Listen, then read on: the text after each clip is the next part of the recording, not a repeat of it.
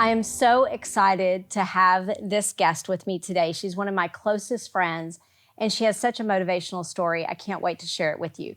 So welcome to the show with me, Traci Ahart. Thank you, ma'am. I'm very happy to be here. I am so grateful that you're here. So tell everybody, who is Traci? Gosh, that's a $1 million question. Mom, first and foremost, divorce mediator, Texas girl at heart, recently added gastric sleeve patient and cancer survivor to those lists. So certainly somebody who's been through the ups and downs of life, and I'm here to share the story and talk about it. So I have little Leia with me today. She's got on her red sequins just for you, and she's being a little active on us. I love a girl with some sparkle. So for your job, you are a divorce mediator. I am. And what does that mean? I always say, I get to be the good guy. I get to solve the problem instead of creating it. No offense to my favorite divorce lawyers in this world. I know lots of them. I get a chance to go in and help parties stay away from the litigation process and stay out of the courtroom. I allow them to have some input into the outcome of their divorce. And I think everyone deserves that opportunity and the opportunity to have some ownership in crafting some solutions to move forward into their next chapter. So mediation is a process where people can reach agreements instead of going to court. Absolutely. And you help facilitate those agreements. I help facilitate that. And I think it gives people a chance to have a voice, somebody to listen. Sometimes they just need to tell their story. And that doesn't always necessarily have to be to a judge and somebody who's going to make life-changing decisions for them. And you've been doing mediation for how long? I just celebrated my 5-year anniversary in January. I've been doing them full-time since then, since a very good friend of mine encouraged me right after Christmas of 2016 to jump all in and do it. Yep. Whose name may or may not have been Michelle. Besides mediating and being a mom and all the other things you listed, you're also working on kind of a social media influencer campaign. Talk about that. I have been. In the summer of 2020, when everyone had gone through the lockdown, the quarantine, I decided that I was going to do things a little bit my own way, and I started traveling. And I was with a good friend down in Mexico, and I was talking about, how this was my happy place, and I was so much calmer and happier and more at peace this way. And he suggested that perhaps the best way I could do that was by sharing, my adventures and my travels. And I thought, well, maybe it's a lot about more than just the traveling. Maybe it's about more of some sort of travel and lifestyle blog to help encourage women to be the best version of themselves, whatever that looks like for them. So I decided to start developing content. The best part of that has been my ability to go meet all kinds of different people wherever I've gone in my travels. That's been really neat to get that content developed. And it's been fun watching you do that. So then also the thing you didn't mention is that you are a co-founder. We are co-founders of a group called Hell on Heels. Absolutely. So tell everybody about how Hell on Heels came about. Man, Hell on Heels is the anti-mean girl group. I want to say it's been about 6 years now, if I'm right, 6-7 years. It originally started by a colleague, or the hashtag Hell on Heels was a colleague of mine that I mediated a really long case with one day, and she posted on social media and she said, "Girl, you are hell on heels." I thought that was such a cute description. Next thing I know, women started tagging pictures of their shoes before they would go to court in the morning. All these female attorneys throughout Texas. And they would tag me and say, hell on heels. You and I, as you know, you suggested that we all get together, just put it out on social media to go have lunch at an annual conference that we have every year in San Antonio for family lawyers throughout the state of Texas. And next thing we know, what started as a small group of 40 at lunch one day has expanded into almost, I want to say 1,500 or so female attorneys, judges, and mediators throughout the state, with kind of the sole purpose of supporting one another, lifting each other up. The profession wasn't that way when I initially started years ago. And so it has. And not just the legal profession, right? But women in general in corporate America or in law or in any of these other areas, women have tended to to be in competition with one another. I think our message resonates. The more women I talk to, that I come into contact with, that hear about it, the more we are, it resonates. It resonates with women. They love the idea. And I have tried to live my personal life very much that way. Yeah. All right. So speaking of telling stories, let's tell the story of Traci. Wow. So let's go all the way back. Where were you raised? What area? I'm a West Texas girl. I was born and raised in Midland. Made my way up I-20. Went to high school in Abilene, Texas. Huge metropolitan, let me tell you. And then ended up going to undergrad at TCU in Fort Worth. And what was your major in undergrad? I was communications major. I really wanted to be a journalism major, but I didn't want to have to take all the math classes. I don't know why you had to take math classes to be a journalism major, but you did. My daddy thought it was a tremendous waste of money, to be a communications major.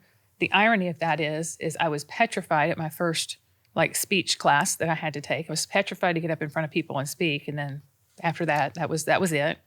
So when did you graduate from TCU? I graduated in 95 from TCU and went to St. Mary's Law School in San Antonio, graduated from there in 1998, and lost my dad that year, February of that year. My dad was a lawyer as well. He was kind of my person. And so, graduated, got married 2 weeks after that, and sat for the bar, started studying for the bar the day after. And by that July, when I was taking the bar, I couldn't finish. I was so sick. I was pregnant. So I sort of had a time period in my life right then, starting out my adult life, right, of a whole lot hitting at one point. And, but got one of the coolest things out of it. And that's my son, who's now he's 22. He's almost 23. And so, and his name? His name is Trace. He is. And what does he do now? I'm a super proud mom. She knows she has to ask that question. Trace is actually with a tactical unit with the U.S. Coast Guard in Miami, Florida. Yeah. And he and his fiance are down there and protecting our country. Protecting our country. He's one of those that he does it for the right reasons. And I've been really proud to watch him. Having no military background myself, I've been really proud to watch him and how the military has changed him and matured him. And he's doing all right. He's doing all right. All right. So let's go deep. Okay. All right.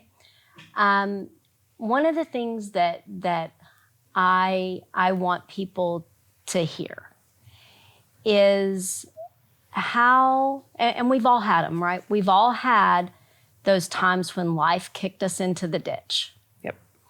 And if somebody out there hasn't had one of those moments where life kicked them in the ditch, they're going to. Correct. Because we've all had them. And I feel like in those moments, when you're in that ditch and you can't see the way forward, maybe you can't even see tomorrow, that you feel so alone and you feel like you're the only person that's ever been there. And so what I want to do is talk about those Traci moments. And I know there's been more than one. Yeah, I know that's your the hard story. part. Yeah. So let's talk about the first one. Your lowest of low moments. Talk about the first time you really can identify and pinpoint that lowest of the low moment. I think conceptually, I'd always been a very outgoing extrovert, right? Never considered myself to be a person that suffered from mental health or depression or anything like that. And shortly after my first divorce, when I was about 32, is when I went through my first major bout of severe depression. And people who haven't gone through something like that can tell you that, just you're fine. Pull yourself up by your bootstraps. You're fine. Go take a shower. But it's not that easy. It's not. It was the first time I really learned how debilitating something like that could be. So talk about how that felt. You were 32. You're a lawyer. Were you in private practice at that point? I was in owned private your own practice. firm. Had my own firm. Single mom. Austin? I was in Houston, actually. I was in Houston. Okay. So you're in Houston, single mom, owned your own firm. You're a lawyer. You're having to take care of other people's problems. How did it feel when you were in that place? You know, you feel like you're in the middle of a well. You're in this black hole and you can't see your way out. And your brain lies to you. It tells you, and I can say that looking back now, your brain lies to you. It tells you that you're okay, or that you're not okay rather, and that you know, there is no hope. And on the outside, I could go to court. I could be, you know, people would think I was fine, and I couldn't wait to get back home and hide under my covers. Struggled with that off and on for the better part of a decade. And did that have effects? Oh, it had major effects. What effects? I lost a marriage over it. Almost lost a career. I say almost. As you know, I lost my law license. It was, I think a lot of people would think, oh my gosh, that's what Traci's going to say is her worst moment. But it really wasn't. It was really the precursor leading up to that was probably my worst. And I was living out, at that point I'd moved from Houston. I was living out on Lake Travis, outside of Austin. And I'd taken my son to school one morning. And it was pretty much all I could do to get up and do that. It literally was probably the only thing I would do all day. I would go days without showering. And I remember driving home, and there was these beautiful cliffs and ledges out there, right? I mean, we're in a beautiful overlooking the water. And I remember thinking to myself, I could drive off this cliff right now, and I would be worth more to my son financially dead than I would be alive. And that scared me. Yeah. And that was the moment I'd probably picked up the phone and tried to call. There's a Texas Lawyers Assistance Program that assists attorneys. And I'd picked up that phone so many times and hung it up and never dialed it. So before you go forward, like you're driving down the road, you see a cliff, and you're like legit thinking, yeah, I'm going to drive off this cliff. Yeah. And because you felt that your value and your worth to your son, to your family, to your clients, to the world was worth more dead than alive. Yeah. I mean, I had health, I had life insurance, and I thought somebody can take care of him better than I can right now because I'm doing a really bad job. What was it that stopped you from driving off that cliff? Him. I had been a single parent at that point for, 6, 7 years, 8 years maybe. And Dad not super involved. Yeah. I mean, Tom lived far away, right? Yeah. He didn't live close. Yeah. So it was Trace and I for a long time. And he was my why. And has remained that way throughout subsequent, battles I've gone through. But he was my why. And making him proud of me was really my driving force because I felt, obviously a huge responsibility. Yeah. So what did you do in that moment instead of driving off the cliff? I went home and I made a phone call. I called TLAP, the Texas Lawyers Assistance Program. I contacted my psychiatrist who I'd been seeing in Houston, went on immediate medical leave, basically. And I ended up going to a hospital, Shoal Creek Hospital in Austin, and ended up doing an intensive outpatient program through them. For depression. Mm-hmm. And boy, that was a humbling experience. And How so? Well, I think type A personality, if you're a goal-oriented person, if you've spent your whole life working toward goals, and then all of a sudden you basically have to say, King's X, I can't do any of this. I couldn't handle my cases. I couldn't handle anything. I couldn't handle life. I couldn't handle going and turning on the shower and getting in the shower. It was a lot. And I knew I had to get some help. Telling my son was probably the hardest thing I ever did. How old was he at that point? He was, I'm guessing this was 14, 15. So he was probably like either in 8th grade, somewhere around there. Mm-hmm. He was still in middle school, maybe early high school freshman, but still pretty young. Yeah. And that's a lot. As a parent, that's a lot to admit your weaknesses to your child who you want to be an example for. Yeah. Yeah. And so I think there were low points after that. Yeah. But that has to be probably the one where I just went, whoa. Yeah. And I don't know what prohibited me or kept me from making those calls before. Maybe exactly, kind of the exact reason we probably have hell on heels. Mm-hmm.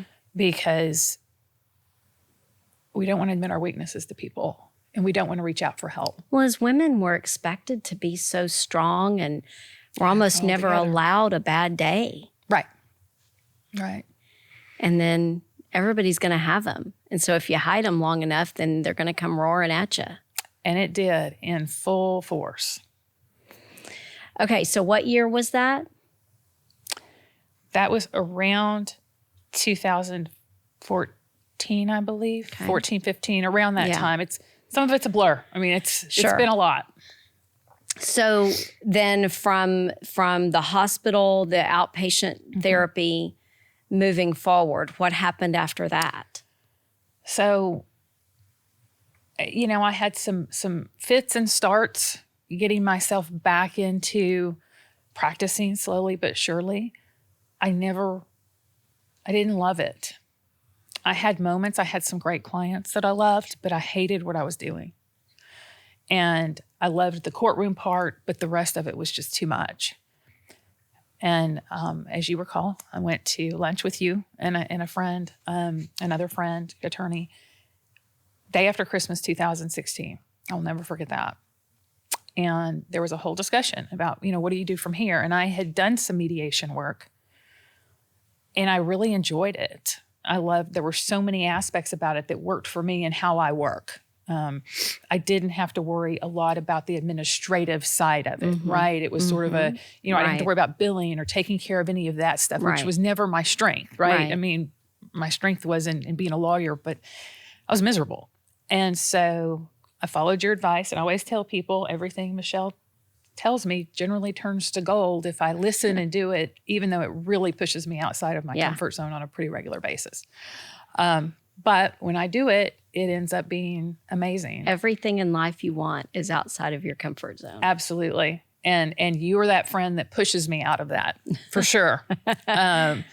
And so at the point you decided to start mediating, were you still a licensed attorney? I was licensed at that point. That was in December of 2016. And I'd made a decision. You and our friend Lisa had encouraged me to set a deadline by which I would take my last case. Well, I actually took my last case several months prior to that. It was going to be my son's high school graduation, which would have been 2017. And I haven't really stopped since then. It was amazing how quickly it built up. And I just finished my best year ever. Yeah. I had 315 mediations last year. And when I think about, and it's great to have a career and a way to pay my bills that I love, but I also think about that's an awful lot of people that got a chance to move on to their next chapter. Right. With dignity and allowing them to have some sort of input into what happened to their future and their kids' future. Yeah. And that sounds trite, but that's a big deal to me. That's a big part of the professional fulfillment I get out of what I do. The self-determination. And I still get the opportunity to engage my legal mind and work with attorneys who I respect, who are super smart. And so I get that intellectual aspect of it as well. So looking back on the time, when you were at that low moment and going through the depression, I mean, what led up to the depression? I wish I could tell you. I had that same conversation, obviously, with my doctor, because I'm like, I'm not that person. I had some family history of it. My dad struggled a lot over the years, and I had the family history. And he explained to me, and this was very fascinating. He said a lot of times it can be a stress pileup for adults. As you get older and you have more responsibilities and things in your body and your chemistry, if you're inclined that way, it can happen. Yeah. And it happened hard. In two pretty major episodes in my adult life. Obviously, the one I talked about after my first divorce. All of a sudden, I went from having a house full of people to me on weekends. It was which I think has given me some unique perspective in helping parties in mediation. Sure. I know these moms that are like, I don't know what to do by myself. I'm like, oh, sugar, let me explain. Let me help you out. Yeah. I got some ideas for you. Yeah. And then the second lowest moment. The day I found out that I lost my law license, because it was a default. I didn't deal respond. with it. I didn't respond. I put my head in the sand. I didn't respond. And the day I found out, I can remember being curled up, fully clothed, in my bathtub. Another attorney who's very well known throughout the state, as you know, had gone public with it in some of our groups. So I woke up on a Sunday morning to probably 400 text messages and private messages and emails, and that was a lot. Yeah. That was a lot. That was very public. It was very humiliating, because I think we always identify ourselves with what we do, right? I mean, my gosh, what does everybody think? Right. And I was curled up in my bathtub. I'm not quite sure how I ended up there, fully clothed, dry bathtub. And a good mutual friend who Claire Carter, who's a defense attorney in Austin, showed up. I don't know how she got to my house. I don't know. I mean, it was just one of those, it was all pretty surreal. And she showed up and she sat on my bed with me and she took my phone from me and she fielded the phone calls and she was just there. In fact, somewhere there exists a selfie of that.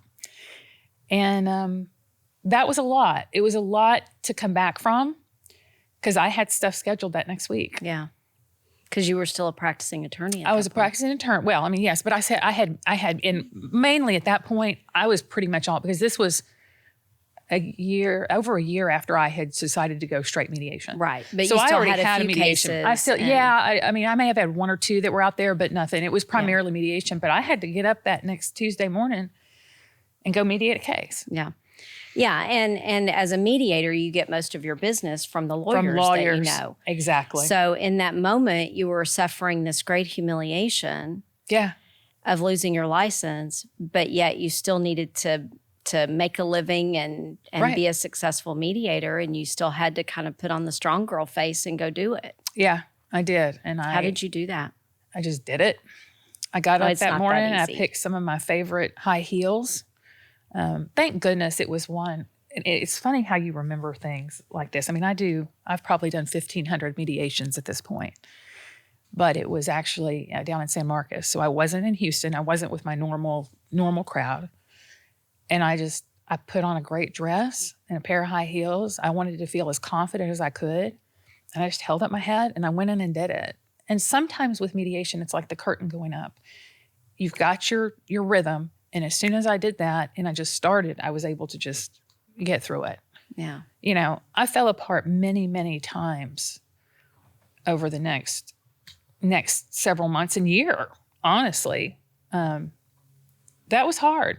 It was hard. So when when you found out, you woke up that Sunday morning, social media is blowing up, your texts are blowing up. You didn't know it was going to go public in that moment. No, I thought I had some time.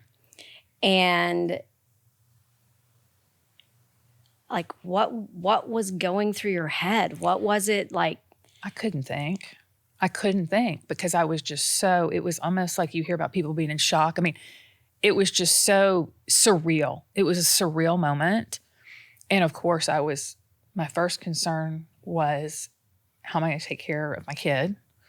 My second concern on top of that was, oh my gosh, I have such a large social media presence. My son, as you know, was a big part of that for many years. Sure. The stories of being a single mom and things like that. So he had a lot of my mutual Facebook friends and social media friends.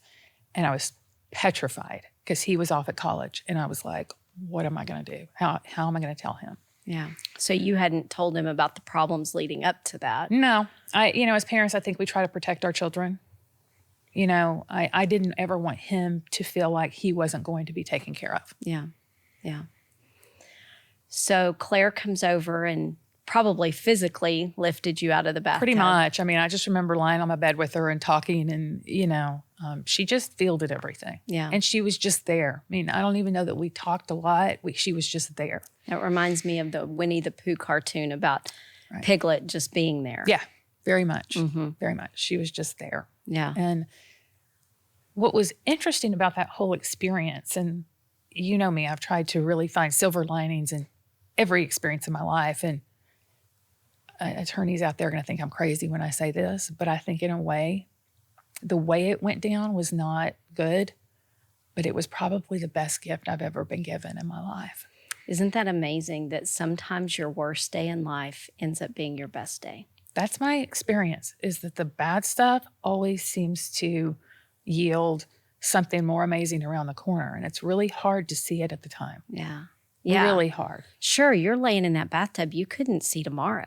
No, because I thought I was done. I thought I'm never going to get another mediation again. I mean, I'd really worked hard over the past year to build that business. And it was a full-time business by the time all that went down and happened. And I was just lost. I didn't know what I was going to do. So my mama always said, like, you just put one foot in front of the other. Right. So what did you do to get up out of the bathtub, to get off the bed, to go to that mediation, to put your heels on? Like, how did you make that happen every day? I showed myself some grace that weekend. It was amazing, some of the people that showed up and sent me things, and the support was really amazing. But I gave myself that weekend to just sort of regroup. And then I said, okay. And I really relied on some of the skills I had learned in the intensive outpatient program and things like that. That was probably one of the most helpful things I ever could have done.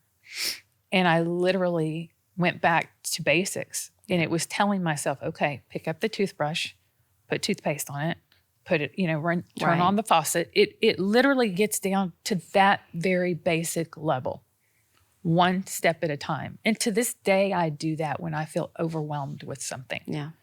One baby step at a time. Just what's the next thing? What's the next thing? Yeah. Because I can't, when I'm in that space, I can't look so far ahead. And I really have to break it down. And that's what I did.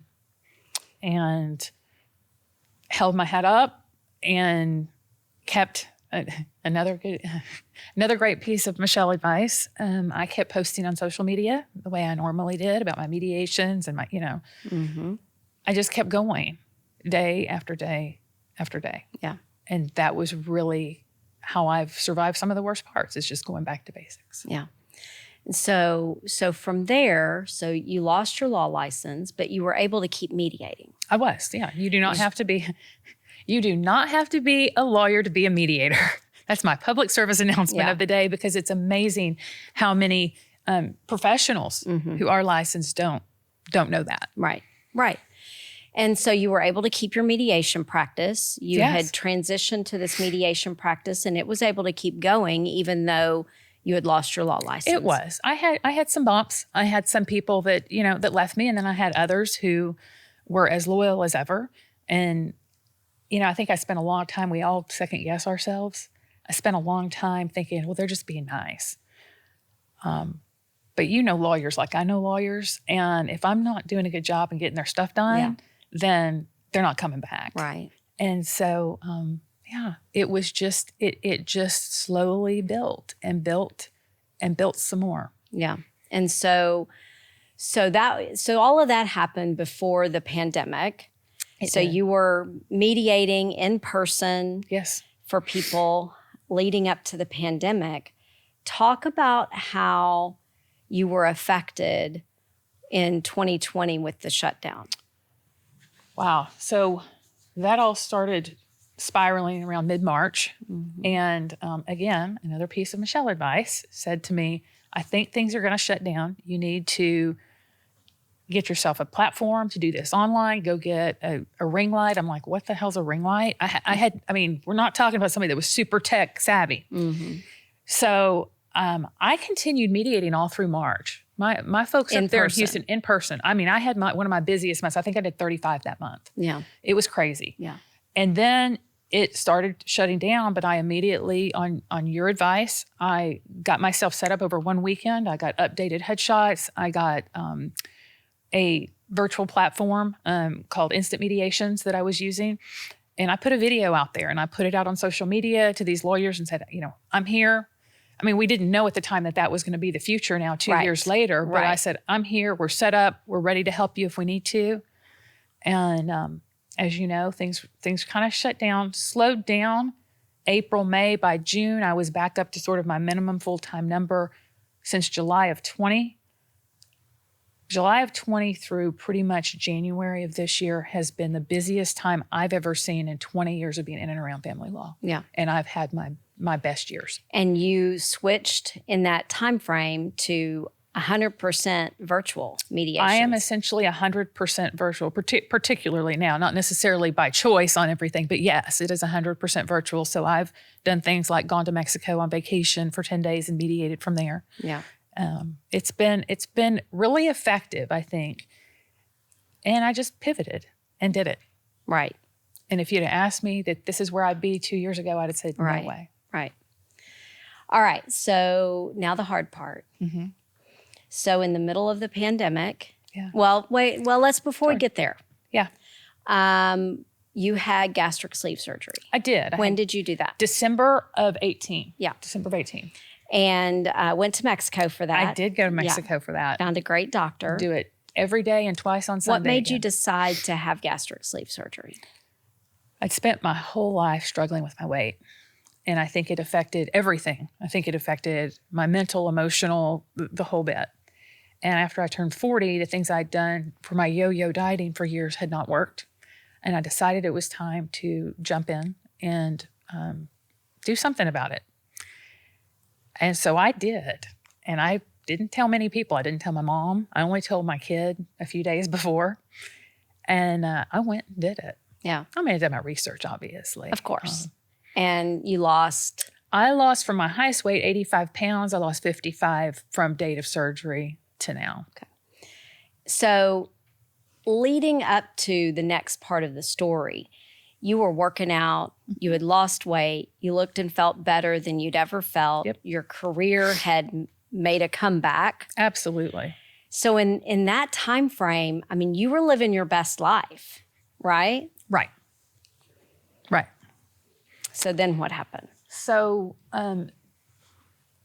in the spring of 21, I had During the pandemic? During the pandemic, I was having some swelling on my neck. I didn't have health insurance. I was in the best shape of my adult life, self-employed. I thought it was just dumb to pay $1,000 a month for that. So again, we all make decisions that we regret eventually.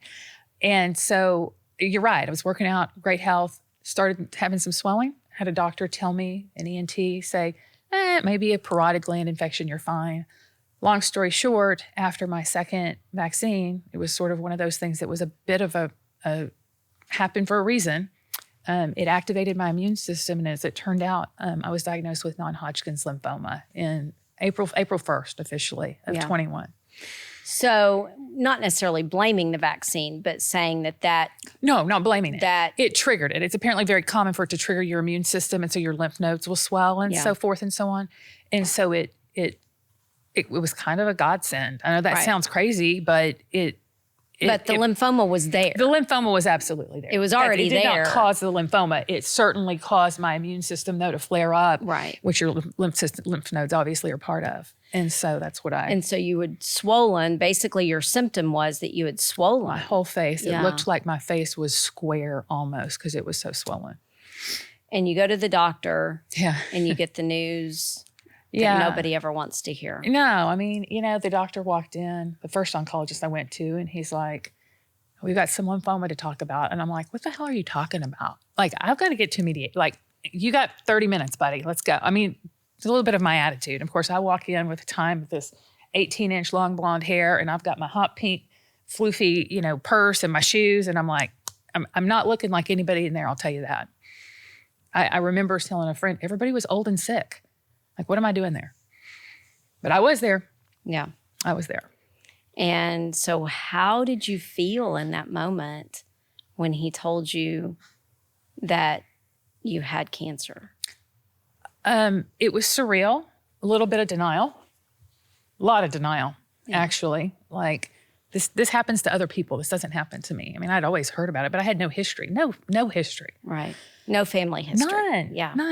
None. I mean, it was just bizarre to me that I was even sitting there having the conversation. Yeah.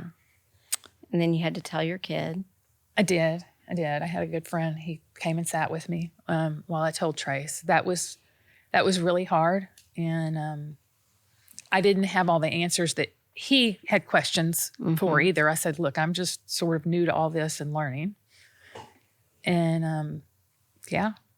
I think remembering you on that day, I think what was impressive to me was that I knew you'd had these other low moments, and I was expecting that to be another one. Yeah. But it wasn't. What do you think gave you that strength in that moment that you didn't just fall apart? I had some moments. I'm not saying you didn't, but not low, the lowest. Not just going to bed and hiding from the world. I had to find my why. First thing I said to the doctor is, okay, I got some decisions to make. What if I don't get treatment? What if I go to Mexico to the beach and I do vitamin infusions or something like, I mean, they have all kinds of alternative remedies there. And he said to me, I can't guarantee you'll be here in 6 months. That was a bit of an eye-opener for me. I'm like, okay, well, I guess we do plan B, sugar. Tell me about that. What does that look like? That's what, and he thought I was kind of a hot mess anyway. But I think my personality is such that we've got to solve this problem. So tell me about that. I'm not one to just have a doctor tell me, go do X. I kind of want to know why. I'm not going to argue with them. I'm eventually going to follow their advice, but I needed some ownership into that process.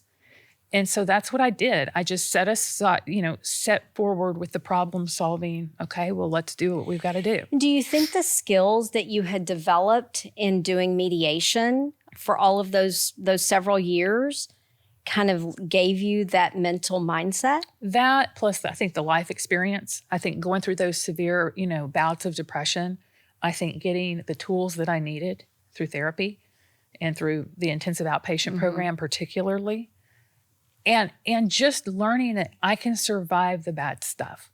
And sometimes the only way you can learn that is by doing it and going through it.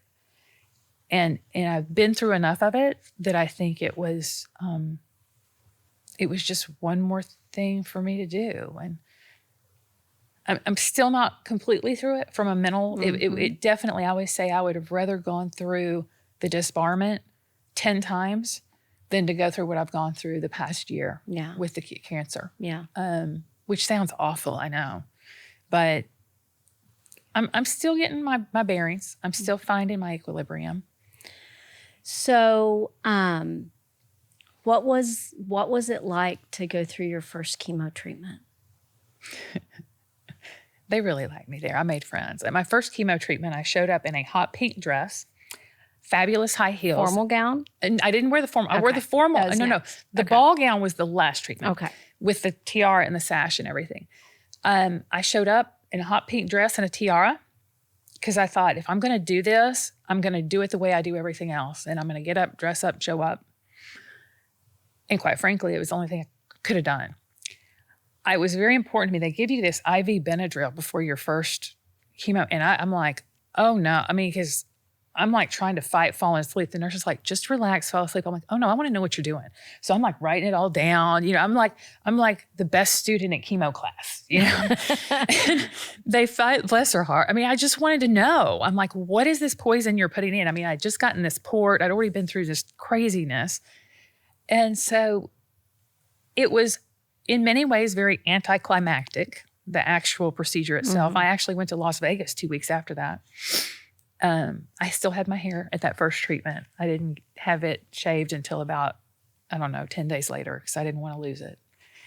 And so, yeah, I mean, I learned, okay, well, I can do this. 1 down, 5 to go. Yeah. So you knew you were going to lose your hair. Yeah. What did you do about that?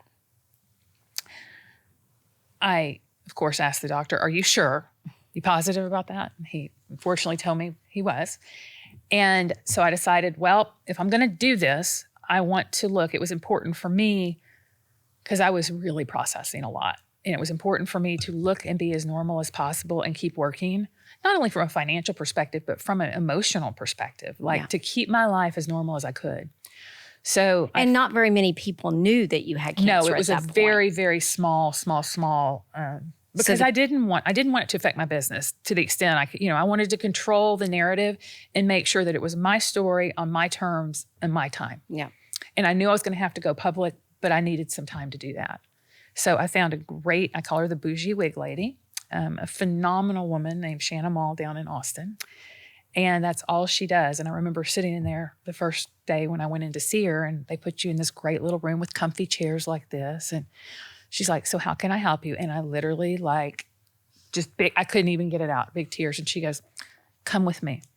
And she takes me into this room. It's like this magical room full of every kind of wig and hairstyle you could ever want. And I said, I just want to be me. And she's like, I got you. And so took care of that. I learned that it could be very painful when you lose your hair. And I had, as you know, 18-inch long hair, and there was no way I was going to stick around for clumps of it to be coming out in the shower. And so I decided that I was going to have it shaved. They told me that within 14 days of my first chemo, it would be gone. So I decided that I was going to approach this, even though I did not want to, the way I had done everything else, and that I was going to go ahead and have it shaved and do it the right way. And that's probably the hardest day out of all this. I know that sounds insane, and it sounds the day vain. you shaved your head. Even at my heaviest, the two things I liked best about myself were my eyes and my hair. And I'd always had thick, shiny, healthy hair. And it's crazy, but it was such a part of my identity for me. It was something that had always, even when everything else felt bad, I still felt like I had pretty hair. I felt like a girl. And that was one of the most vulnerable things I've ever felt. Our friend Claire went with me to that, and another girlfriend. Thank God they were there. And I just remember going home, and all I wanted was to just be alone, shut myself in the room. You don't realize how cold you are with no hair. I didn't realize what escapes through your head. And it was just it was real. That's when the cancer became really, really real to me. And I always said if I had one more person say it's just hair, I'll go back, I was going to shank them with my stiletto. But there's something in this for me through the hair thing. And I know that sounds so crazy, but I think so many women, and men too, to an extent, but I think women particularly, it's for us such a sign of our femininity and our humanity in a way. So it was, that was a rough day. And I couldn't look in the mirror for about 4 days after. And I didn't want anybody to see me with the shaved head. I had this I didn't like the regular scarves and stuff because they made me look like a cancer patient. I had this great turban thing that was a hot pink knit.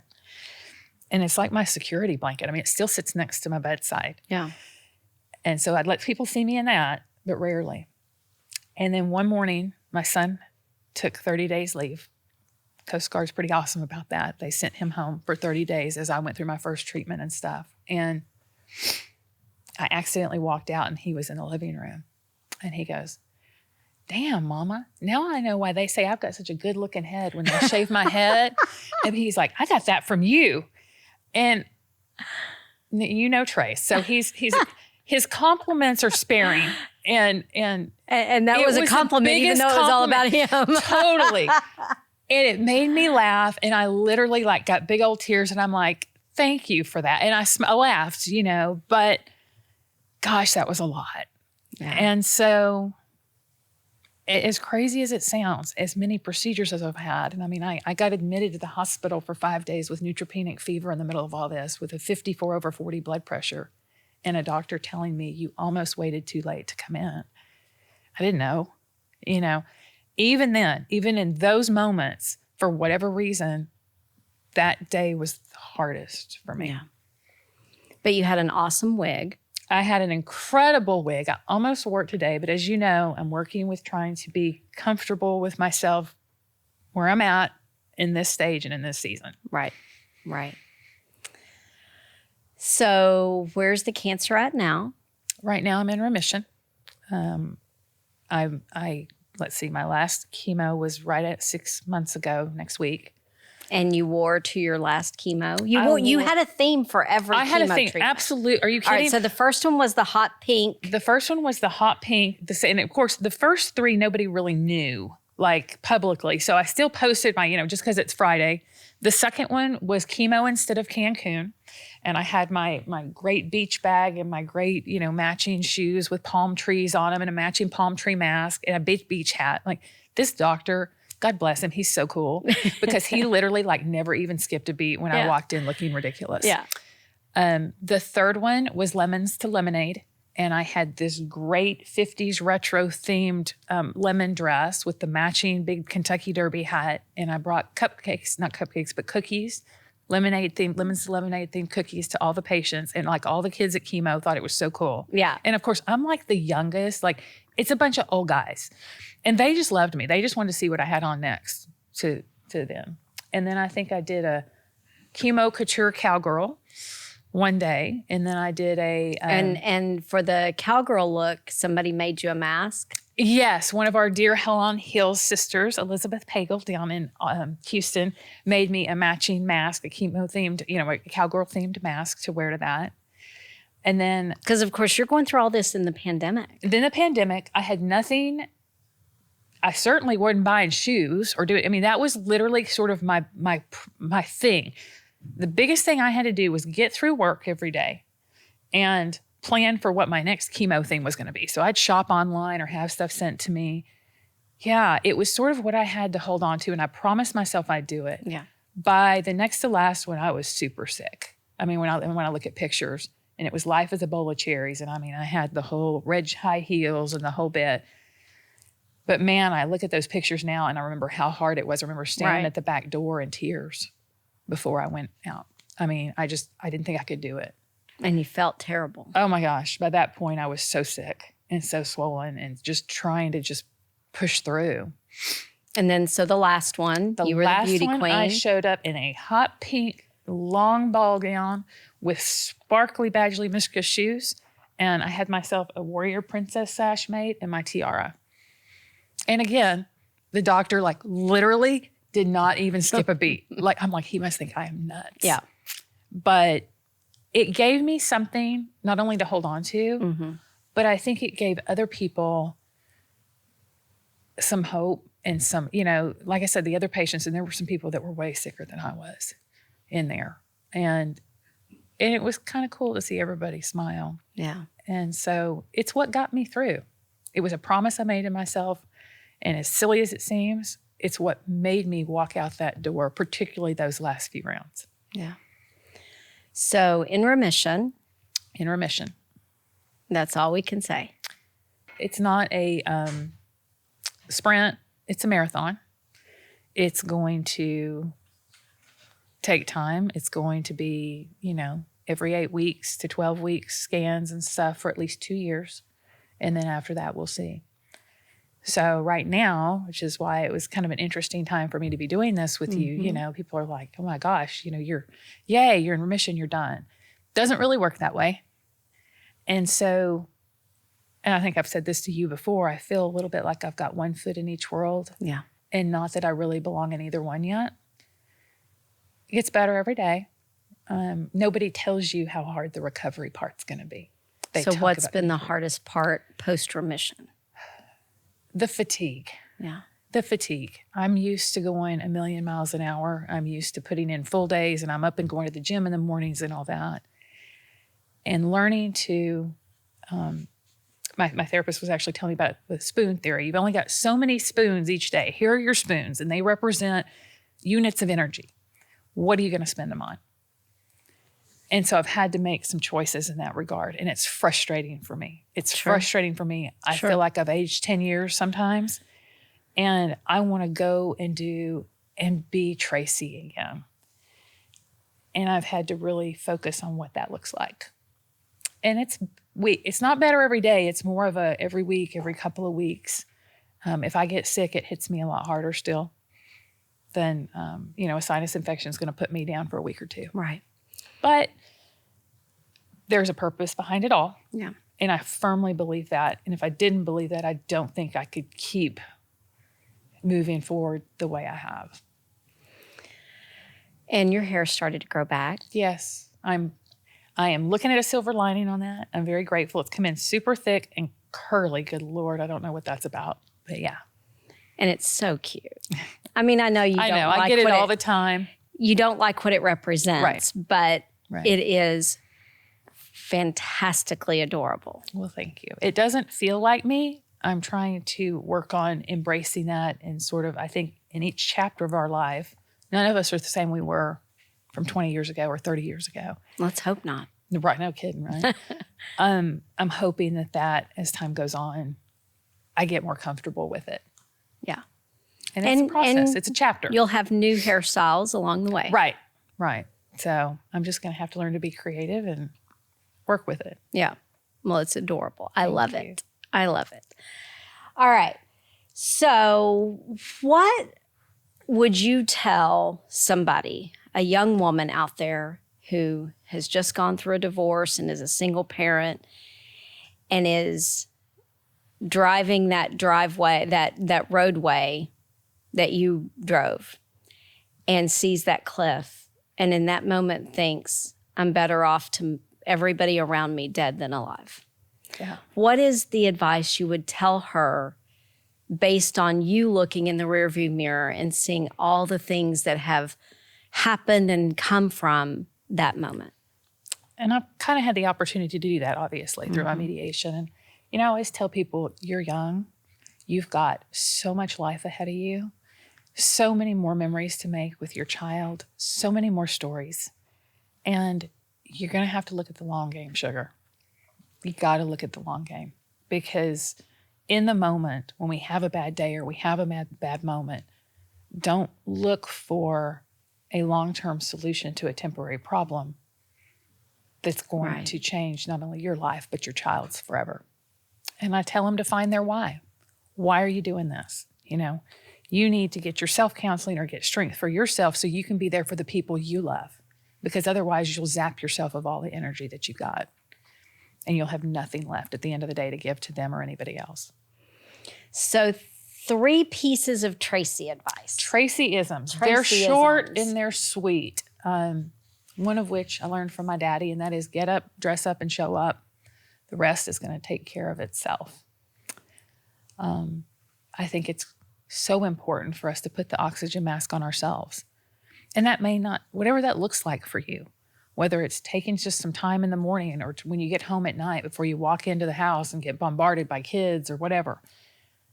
Maybe it's the spa. Maybe it's just meditating or reading. But whatever it is, do it. Because I'm a prime example of what happens when you don't. Yeah. So put the oxygen mask on yourself first. Absolutely. Just like on the airplane. Absolutely. I mean, think about it. That's what they tell you to do.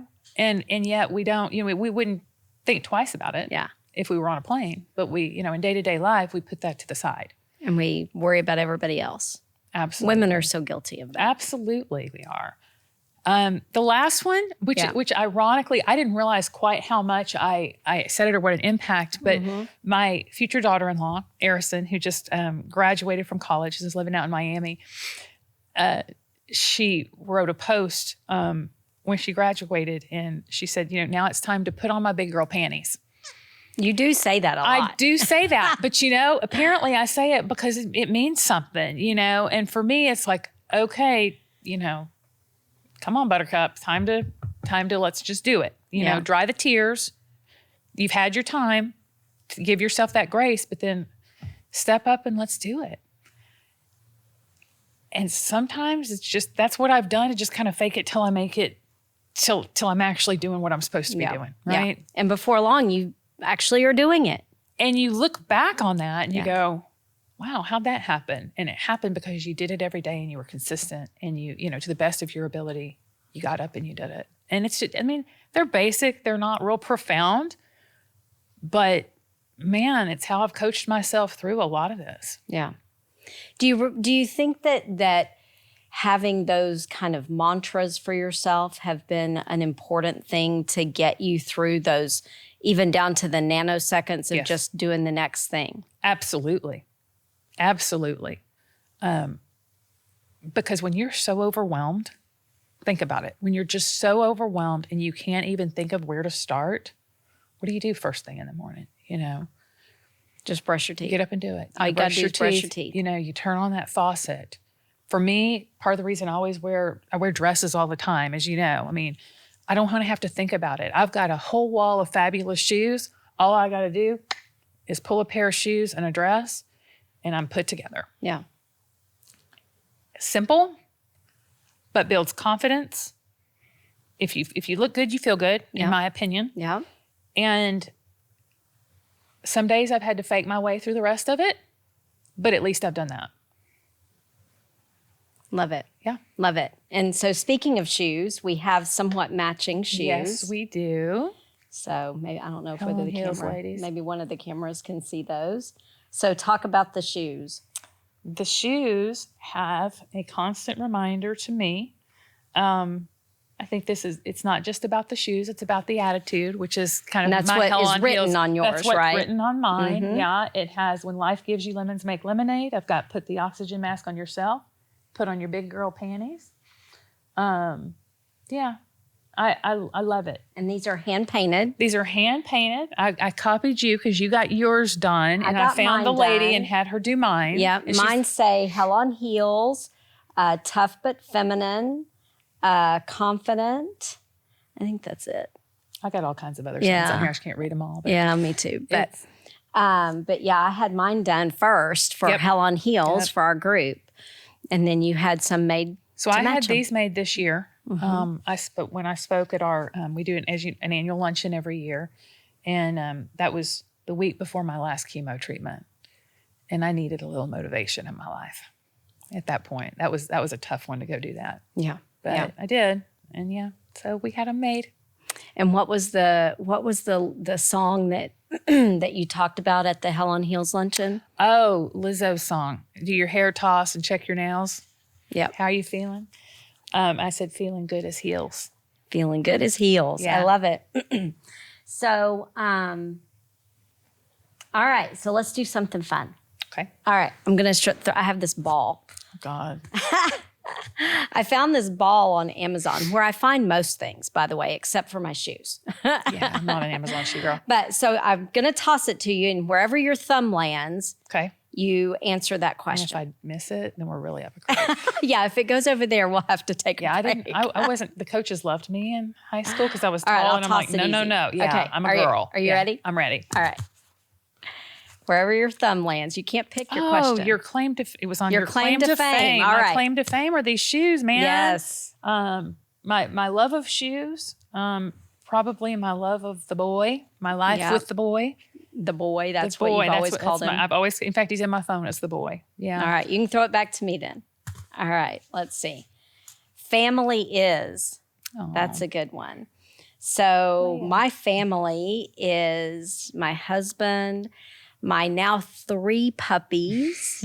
I don't have any children of my own, but I have a bonus son, Mark, who's a senior in college. God, time flies. I know, right? That's right. crazy. Senior in college, playing lacrosse, about to graduate, doing well, made it through the pandemic. So that's my family. I have a very small family because my mom and dad both passed away, you know that. And I had no siblings. So that's, that's physically my family. But I think for me, when we talk about the term family, for me, because I have so few people that are in the technical definition of family sense, biological family, that for me, family even extends beyond that, because it extends to some of these friends that are my family. Absolutely. And you're one of those. You're one of those. I got a lot of sisters in this world, Mm-hmm. and only one biological one. Yep. And you're one Yeah. of those. And you're one of those sisters for me. And there's other people, and they know who they are. Sure. We call them family. Right. Add an R in there for friends that are family. But I think that, you don't have to let biology choose your family. I could not agree with you more about You that. can make a choice. Sure. Maybe you have family members that are not good for you every day. they don't uplift you every day. And so you need to kind of keep them at a distance. Or maybe there's other issues with family that, that they aren't your inner circle, but then you have friends that are that inner circle. So I think we can choose our family. I do not disagree with that for a moment. All right. You want to do another one? Okay. All right. To-do list item that most reflects you. Probably it's either going to be order core water from Amazon or my grocery list, my HEB list. I'm a big meal prep person. So for those out there who aren't from Texas. Oh, sorry. What is HEB? HEB is the greatest thing ever. Greatest grocery store Best ever. grocery store in the whole world. Yeah. Hands down. Yep. So your HEB grocery list is yes, the my to-do HEB list thing. grocery list. Yep, that's kind of some of my basics every week that keep me going. I go through 4 of those big old bottles of water a day. Yeah. So, yeah. All right. What do you love or hate about travel? This is one of our favorite fun topics, right? Yes. So I love to travel. I'll start with what I hate about travel first. So what I hate about travel is I am a big homebody. So kind of that being outside my comfort zone is difficult. And I also tend to be, I think they call it an extrovert's introvert. So I can be extroverted, but I really need that kind of inner core time. I agree with that 150%. In my comfort zone. Yeah. So travel sometimes can be difficult for me because it does get me out of that comfort zone that I'm in. But I also believe, and I know that we've touched on this a little bit, is that you really achieve your things and you grow past your comfort zone when you make yourself get out of it. So for me, travel is that thing that gets me out of that comfort cocoon of my house and my inner circle. So the thing I love about travel is that you get to go and experience other people's everyday life. Right. I have a rule whenever we travel is that you can't go to a restaurant that you could go to where you're from. Now, being from Dallas, I mean, there's a lot of restaurants here. But the point is we don't go to chain restaurants. We try to go eat locally whenever we travel, wherever that is. I mean, it could just be to Lockhart, Texas and go eat some barbecue. Or it could be to Cancun. There's the restaurant we love in Cancun. Absolutely. Limoncello. And, or it could be to Destin, one of my other fabulous places, and to Emerald's Coastal in Destin, where Emerald actually does his own expo most of the time. He's in-house at that restaurant, and I just love being there. Their food is so fabulous. But wherever we go, like we try, to go and experience something that is unique to that place. Right. When we went to Africa on safari a few years ago, we were able to go and visit a school and to experience what children go through and what they experience just going to school. Sure. Some of the things that are just basic and that in America, I think we so take for granted. Absolutely. But just seeing some of those day-to-day things that for us are not even front of mind in Africa was just an incredible experience to see them soaking up learning. One way I've done that in my traveling is, before I got sick, as you know, I was planning this blog and I've got a lot of content for it. But how I would do that is wherever I would travel, I would find a local photographer, somebody who was local, who'd been in the area. Some of my very dearest friends are a couple where husband is from Ukraine, wife is from South Africa, and they met and worked together on a cruise ship and decided they were going to go raise their babies and get married and live in Cozumel. When I go down to Cozumel, it's not just to go to Cozumel. I get to go see them and spend the day with them and their precious little babies and learn so much about the different cultures and the different people and how locals see things. And I think it broadens all of our horizons by doing that. Absolutely. I mean, that to me is one of the benefits of travel. And I think you can know like just meeting somebody, whether they're people that travel or not. Absolutely. And even if you can't physically travel, you can travel in books. Sure. You know, my mother never traveled because she was so afraid of leaving her home environment, her cocoon, that she would never travel. But she read, and she read books, and she would take me to the library and we'd check out books. And so for her, traveling and learning and experiencing other people's, experiences was through books. I mean, I do like the in-person kind, Sure. but books are a great way of expanding that horizon also. But I love that about travel. You can, when you meet somebody, I guess we would use kind of the colloquial word worldly. Sure. Like where you can just tell that they've experienced different things outside of just the narrow Our bubble. place.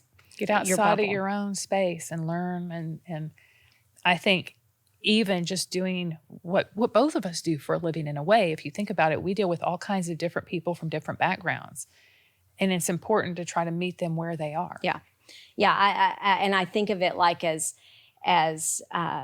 whether you just talk to the people in the church choir, or whether you include the audience at church, Right. or whether you maybe go outside the church doors and talk to everybody outside the church. Right. If all you're doing is talking to the church choir, you're only going to learn so much from each other because you're so similar.